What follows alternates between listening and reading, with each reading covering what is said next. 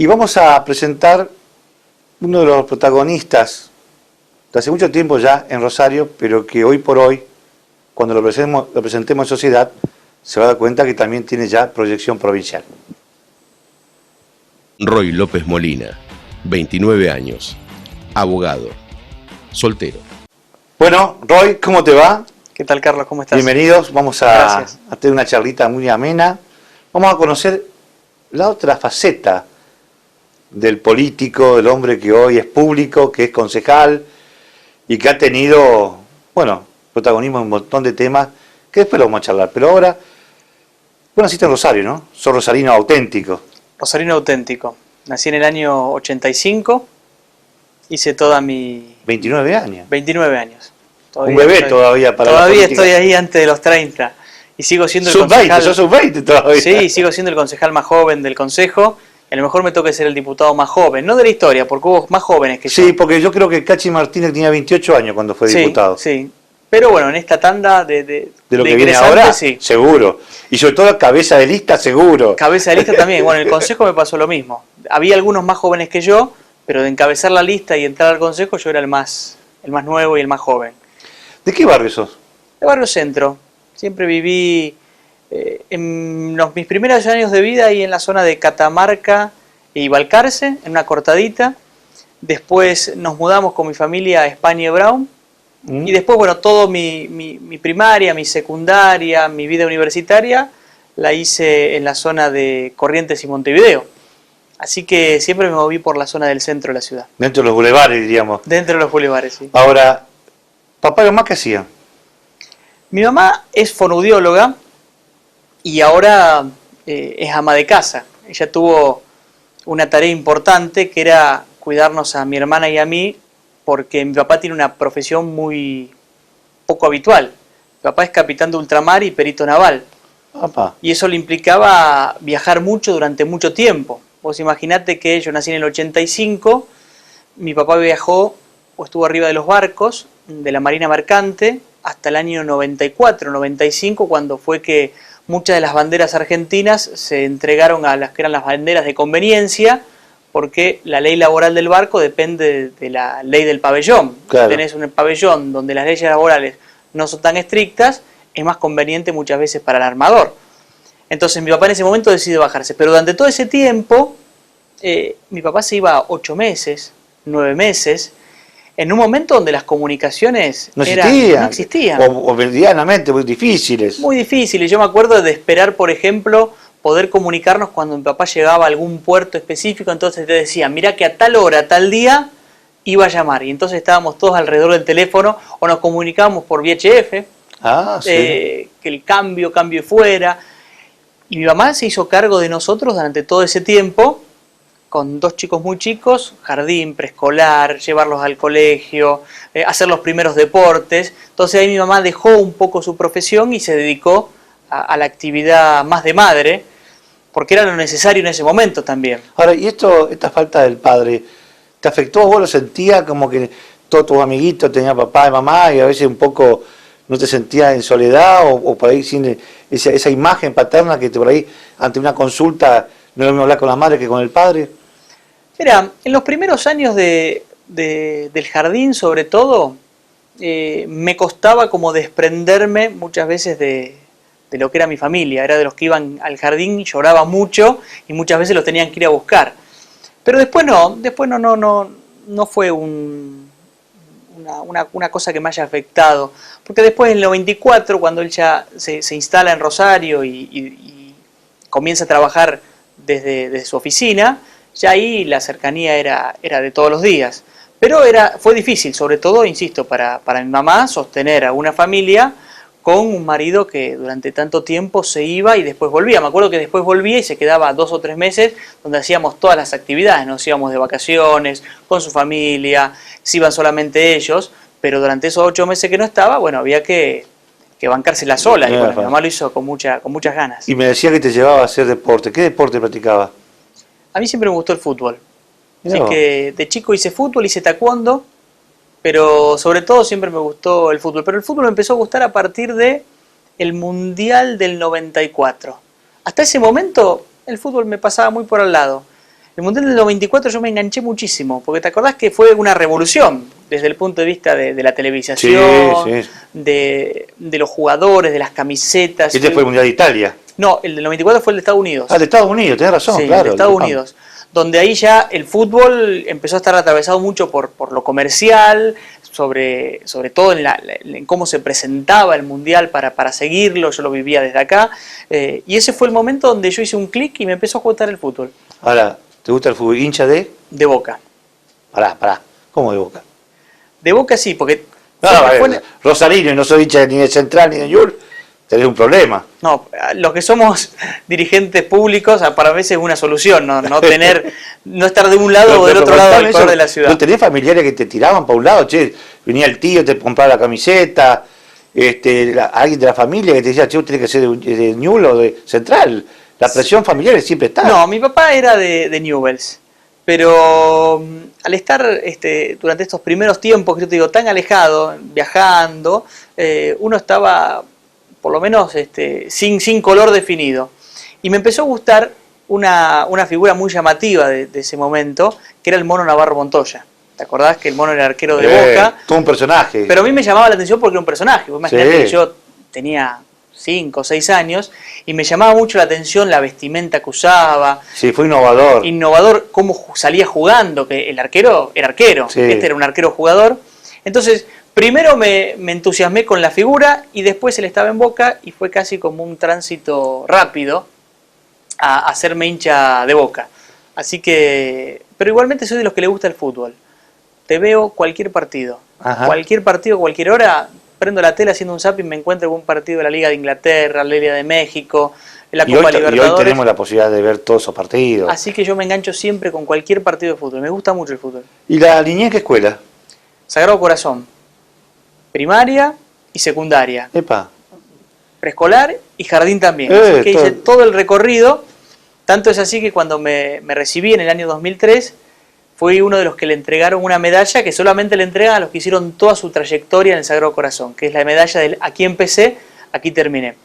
Y yo siento un afecto enorme por el Sagrado. De hecho, tuve la oportunidad, que para mí fue una alegría grandísima el año pasado, de reconocerlo como institución distinguida en la ciudad desde el Consejo Municipal.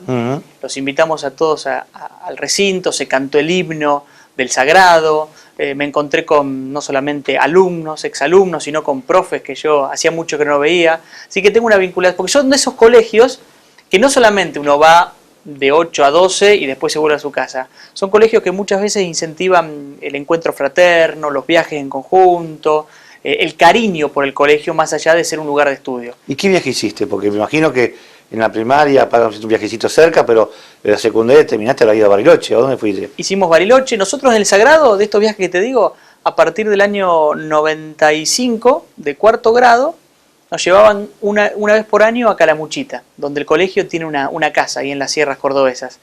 Después hicimos lugar precioso. Lugar hermoso. Y después hacíamos viajes al Champaquí, viajes entre ríos. Bueno, y terminamos en el clásico viaje a Bariloche. Pero a mí me gusta mucho viajar. Soy de los que cuando encuentro un lugar y un espacio, trato de viajar. ¿Y alguna anécdota de ese viaje a Bariloche? Del viaje a Bariloche. Bien que hay descontrol, pero o eran todos muy... No. Eran muy, digamos, las señoritas eran todas señoritas y los chicos recataditos. No, en realidad yo era el más tranquilo. Yo siempre fui muy tranquilo en ese aspecto, debo decirlo. No era ¿Había traviesos también? De lo más, sí, había muchos traviesos, sí. La anécdota, mira, tengo una. Nosotros nos fuimos a Bariloche con todo un grupo de chicos y una de las noches, me acuerdo que en el boliche empieza a sonar la canción de los Twist, la de Pipo Chipolati. Sí, estudiante. El estudiante. Y en ese momento, claro, todos estaban de joda y yo era uno de los que bailaba menos, porque nunca me gustó mucho bailar, no lo sé hacer, soy muy duro, pero me levantaron en andas y me cantaban la canción del estudiante, aplaudiéndome, mirando, porque yo estaba muy identificado con esa canción. Así que esa anécdota la tengo muy grabada. ¿Y dónde fue? ¿En Bypass? ¿Dónde fue? Eso me parece que fue, en Cerebro. En Cerebro. En Cerebro. Lindo. Bueno, a ver, terminaste la secundaria, ¿y por qué decidiste ser abogado? Bueno, abogado y escribano después, pero son, digamos, la misma línea la misma universidad? Yo siempre tuve muy definida mi vocación. Siempre entendía que mi camino estaba por lo humanístico, por las ciencias humanísticas y sobre todo por el derecho. Siempre fui una persona que le gustaba mucho argumentar y defender sus ideas, y muchas veces la abogacía es eso, es abogar, es defender. Y por eso nunca puse en duda cuál era mi destino después de la secundaria. Yo tenía muy claro de antemano que abogado quería ser. Así también tenía muy claro que quería participar en política. Siempre me entusiasmó mucho eso. De hecho, te cuento más. En el año 95, que había elecciones presidenciales, yo me acuerdo que me quedaba enganchado con los programas de ese momento y hablaba y opinaba sobre los candidatos. Por un momento estaba Bordón, estaba Massachesi. Lo hacía con las herramientas de un chico que está en cuarto grado, pero siempre sentí mucha identificación con las ciencias humanísticas, con el derecho y también con la política. Así que no fue tan traumático. Viste que a veces los chicos llegan al último año y dicen, ¿a dónde voy? No, yo sabía y tenía definido que quería ser abogado. Ahora, y estando en la facultad, tuviste la invitación de participar en distintos grupos políticos, digamos, que hay interna, digamos, en todo lo que es estudiantil, siempre llegás y a ver quién te capta, si era, qué sé yo, lo de la izquierda, lo de la derecha. ¿Con quién fue tu afinidad apenas llegaste o te sentaste a charlar de política en la universidad? No, yo siempre traté de separar lo que era la vida universitaria de la participación política. Yo en la universidad, así como muchos han participado, yo en la universidad, en la facultad, me dediqué a estudiar. Pero en paralelo también me había puesto una meta. Mira, esto tampoco creo que nunca lo conté. Yo me dije una vez, bueno, antes de los 21 años, tengo que estar participando en un espacio político. Porque entendía que era el camino para plantear las ideas y tratar de transformar la realidad. Y el primero que me entusiasmó fue el partido de López Murphy. ¿Te acordarás? Sí, sí. Que Ricardo sí. tuvo una muy buena elección en el 2003. No, pero aparte era un hombre que cuando hablaba en televisión generaba esa admiración y de buscar un poquito más, porque tenía un discurso distinto a lo que era tradicional. Era algo distinto. Y además creo que es uno de los grandes cuadros políticos que el país tiene y que nunca supo aprovechar.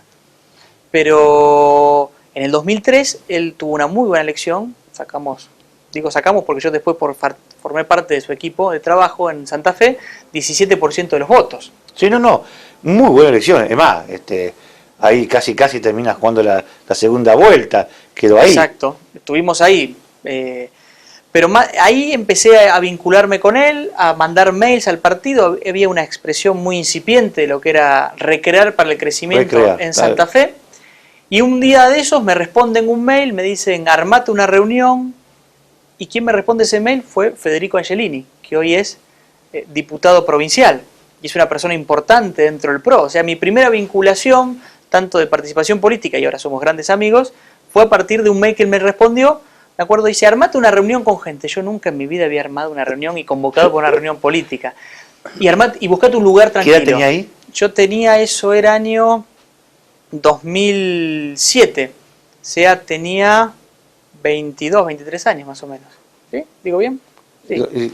Sí, pero a ver, pero lo de López Murphy fue mucho antes. Claro, pero él me había entusiasmado la figura de López Murphy. Y después después me decidí a empezar a mandar mails a participar.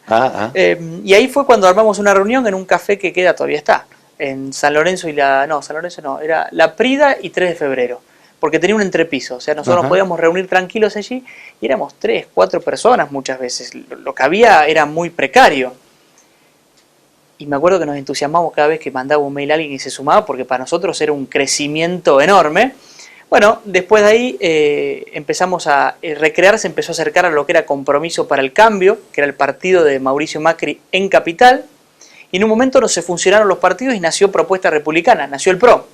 Y ahí fue mi participación más importante a partir del 2007, en el 2009 me tocó ser jefe de campaña de una concejala, la primera que tuvimos del PRO en Rosario, que era Laura Huescam. Y que hizo una excelente elección. Muy buena elección. Y que fue la sorpresa, digamos, lo nuevo que venía. Fue lo primero. Sí, porque todo en el interior no se hablaba, el PRO era muy para Capital Federal. ¿Dónde más iba a surgir algo? Y golpeó en Rosario y no paró nunca más después. Tuvimos dos concejales. Esa elección metimos un concejal en Rosario y un concejal en Venado Tuerto. Cierto. Y a partir de allí empezamos a crecer. En el 2011, se sumó Miguel del Cer, que es una locomotora, y ahí yo tuve la oportunidad de ser el primer candidato a concejal. pero siempre me sentí muy identificado con la participación política, nunca renegué de la política. Conociendo un poco tus orígenes, tu historia personal, pero también tu inicio en política. Pero también estuviste vinculado a algún tipo de que tiene que ver con la religión, ¿no? Sí, más que con la religión, con el trabajo social y solidario. Ah, no me digas. Sí, porque siempre fui un tipo muy inquieto en ese aspecto. Siempre, más allá de hacer lo que cada uno hace en un momento dado, de estudiar o trabajar, estudiar y trabajar, siempre me gustó mucho tratar de, desde mi lugar, colaborar con la comunidad, con la sociedad, con aquellos que yo creo que desde algún momento, algún lugar, siempre te aportan algo para que vos estés o seas lo que sos en tu vida. Y por eso, durante mis últimos años de secundaria y mis primeros años de facultad, dedicaba algún rato con grupos pastorales, pero también con grupos que hacían trabajo social, por ejemplo en Barrio Ludueña, íbamos a dar clases de apoyo a los chicos. Me acuerdo que un día los cargamos a todos en un colectivo y nos los llevamos a conocer la ciudad de San Nicolás. Estaban chochos, era para ellos algo sumamente novedoso, claro. Chicos muy humildes, de familias que estaban en un barrio muy complicado de Rosario, pero que nosotros tratábamos de darle lo mejor que teníamos en ese momento. Y las experiencias más lindas las viví en Santiago del Estero. Santiago del Estero, al norte, hay un departamento que se llama Departamento Pellegrini, cuya ciudad cabecera, una de las más importantes, Nueva Esperanza. Íbamos allí todos los veranos, del 1 al 18 de enero. Te imaginarás, Carlos, el calor que hacía y encima en Santiago. Encima ni árboles había. Y después de ahí hacíamos base en Nueva Esperanza y nos íbamos a una ciudad muy chiquita cercana que se llamaba El Mojón, que no había casi nada. Ahora tal vez haya algo más, pero en ese momento no había nada. No, me imagino. Y nos íbamos a estar con la gente, charlar, festejar el Día de Reyes, hacíamos obras de teatro para las familias, para los chicos del lugar, para animarlos un poco en un lugar donde no llegaba casi nada. No. De hecho, fíjate, me acuerdo de una experiencia muy fuerte y muy dolorosa, que era llegar al lugar donde nosotros íbamos a dormir en El Mojón, que era una escuelita pública que en esos meses de verano estaba cerrada. Entonces colchón al piso. Colchón al piso en las aulas. Claro. Pero nos llamaba la atención por qué había techo de chapa en una de las partes del patio. Digo, cualquiera decía, ¿por qué va a poner techo de chapa en Santiago del Estero, que con el calor se hace un horno? Y la maestra del lugar en un momento nos dice, bueno, había presupuestado un techo de cemento, de concreto, de material, pero la plata quedó en el camino y tuvimos que hacer un techo de chapa. Fíjate vos, como la corrupción muchas veces lleva a que los chicos se mueran de calor. Y eso te marcó muchísimo. Eso me marcó mucho, porque vos te volvías de Santiago con mucho más de lo que llevabas. Yo me volvía con el corazón movilizado de una manera tan profunda, y esas cosas me hicieron empezar a pensar en esto que vos decías. Con el trabajo que yo iba a hacer allí, con el trabajo social que uno pretendía llevar, le cambiaba yo la vida a la gente, sí, un rato, a un grupo muy chiquito de personas. Y entendí entonces que la participación política era la única manera de tratar en algún momento de cambiar esas realidades tan injustas. Seguro. Y así fue que hice ese tránsito de la militancia social a la militancia política. Y aquí me encuentro hoy. Ahora, ¿te quedó marcado eso? Porque inauguraste tu ciclo de concejal con un escándalo tremendo. Es decir, te pusiste a enfrentar a un hombre pesadísimo como era Medina, con ese famoso emprendimiento, digamos, qué sé yo, no porque era inmobiliario, porque se hacía toda una movida, digamos, con el tema de un lugar nuevo, se abrió un restaurante, pero toda una movida para la noche, donde todos sabíamos para qué iba a ser. Y vos te animaste a enfrentarlo y decirle eso no se tiene que inaugurar, cuando ya tenía el visto bueno del intendente, que es justamente Lichi, el actual candidato a gobernador. Contame esa experiencia, porque nunca tuve oportunidad de charlarla, así como estamos charlando ahora. ¿Qué pasó por tu mente? Porque has tenido amenaza, ha sido pesado esos días cuando vos te enfrentaste. Fueron días difíciles, sobre todo porque fue a un mes de haber asumido como concejal. Claro, me acuerdo. Yo asumí en diciembre. Aparte diste vuelta a una decisión que ya estaba tomada. Estaba tomada la decisión. Y sí, a mí eso fue lo que más me sorprendió de tu juventud y de haber puesto, bueno, este es un loco joven que no se está arriesgando, porque lo que estaba en la vereda de enfrente era muy pesado el tema. Sí, vos sabés que la primera denuncia que hacemos públicamente a partir de un pedido de informes fue en la primera semana de febrero del 2012. sea, mes y medio desde que yo había asumido mi banca. Y la verdad que la primera experiencia fue dura. Nos convocamos en una asamblea en la esquina de Roca y Ceballos con vecinos a charlar, y lo primero que recibimos es una moto que pasa a alta velocidad y nos arroja una piedra, una bujía contra los vidrios que estaban detrás nuestros. O sea, generando ya una sensación de impunidad y sobre todo de que te estabas enfrentando a algo complicado, cuando nosotros simplemente nos decíamos, che, pensemos si no es tan conveniente instalar un boliche, una megadisco de esas características en una zona residencial. Por eso creo que el caso de Esperanto marcó a la ciudad en muchos aspectos. En mi vida personal, porque dimos vuelta un partido que estábamos perdiendo 5-0. Con vecinos que te decían, nos están llegando notificaciones en pleno mes de enero, cuando muchos están de vacaciones, nos están llegando notificaciones a lugares que no están habitados, a terrenos baldíos, y en la municipalidad no nos dan respuestas. Entonces tomamos ese reclamo, lo amplificamos y empezamos a revertir la tendencia. Incluso muchas veces de los que tenían una visión positiva sobre lo que se iba a hacer allí. Porque muchos te decían, bueno, pero vamos a generar mano de obra, vamos a generar trabajo. Y nosotros primero empezamos a decir, cuidado que no se están cumpliendo con todos los requisitos de la habilitación. Pero después nos empezamos a dar cuenta que no solamente era un problema de un boliche que se instala en una zona residencial, sino que detrás de eso había una movida muy fuerte de personas que en ese momento no eran conocidas públicamente, pero que después pasaron a la luz cuando, de hecho, en el último mes del 2013 mataron a Luis Medina en la circunvalación. Luis Medina sindicado como uno de los principales narcos de la ciudad de Rosario.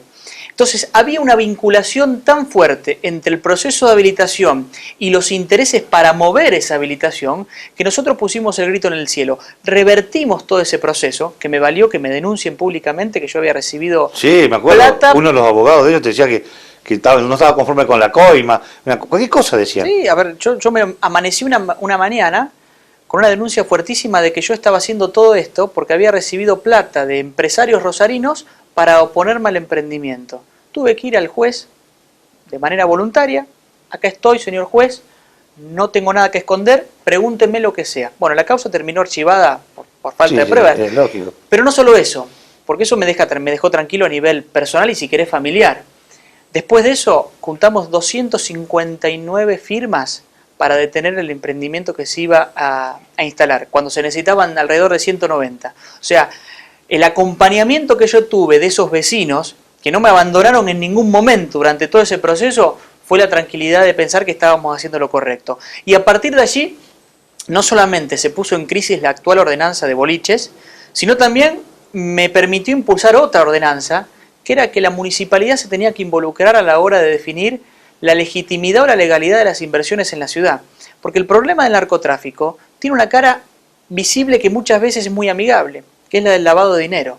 Porque en el lavado de dinero vos no ves el búnker, vos no ves el soldadito de la droga, vos no ves el homicidio. En el lavado de dinero vos ves la mano de obra, ves la obra de infraestructura, los ingresos tributarios para la ciudad. A partir de esa experiencia generamos una ordenanza para que en Rosario se comiencen a controlar las inversiones. Porque Rosario de a poquito se va transformando en una plaza atractiva para el narcotráfico y el lavado de dinero. Es Voz Populi, las últimas inversiones que se han hecho en materia inmobiliaria, es decir, muy grandes, a veces sin el respaldo por ahí de dónde están los orígenes del dinero. Y esto hay que ser serio también. Es decir, esta gente que pone esa plata, hay toda una maquinaria de profesionales trabajando atrás de esto.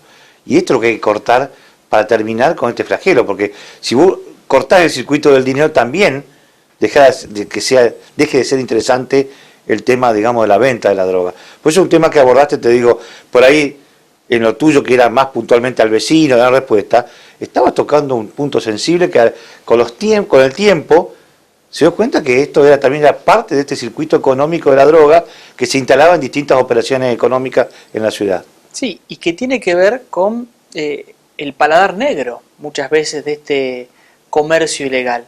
Porque vos podés derrumbar 100 búnker por día, pero si vos no vas contra la ruta del dinero, vos no vas contra las ganancias de estos tipos, exactamente, contra el control económico de lo que genera todo el circuito, todo esto sigue funcionando. A ver, ¿por qué venden droga de manera ilegal?